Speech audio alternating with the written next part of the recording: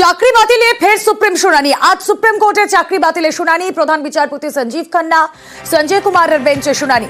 এসএসসির 26,000 চাকরি বাতিল হাইকোর্টের রায় চ্যালেঞ্জ সুপ্রিম কোর্টে। রাজ্য সরকারের সুপ্রিম কোর্টে চাকরি প্রার্থীদের একাংশ কথা বলবো। আমাদের প্রতিনিধি মৈত্রী ভট্টাচার্য রয়েছেন সঙ্গে। মৈত্রী, দেখো, আজকে এই মামলার শুনানি আর কিছুক্ষণের মধ্যেই শুরু হতে চলেছে প্রধান বিচারপতি সঞ্জীব খান্নার বেঞ্চে। এবং শেষবারে যখন এই মামলার শুনানি হয়েছিল তখন প্রধান বিচারপতির তরফ থেকে জানিয়ে দেওয়া হয়েছিল যে আজকেই এই মামলার কনক্লুডিং শুনানি তারা করতে চাইছেন। ফলে এর আগে আমরা দেখেছি যে এই 26,000 চাকরি বাতিল মামলার বিষয় যারা যোগ্য চাকুরিজীবী বলে দাবি করছিলেন তারা এবং যাদেরকে অযোগ্য বলে বলা হয়েছিল, চিহ্নিত করা হয়েছিল তাদের তরফ থেকে তাদের আইনজীবীরা এবং যারা মূল পিটিশনার ছিলেন তাদের তরফ থেকেও কিন্তু সওয়াল জবাব করা হয়েছে। কিন্তু প্রধান বিচারপতি প্রথম থেকেই যেটা তারা জানতে চাইছিলেন যে যোগ্য এবং অযোগ্যদেরকে পৃথকীকরণ সম্ভব কিনা।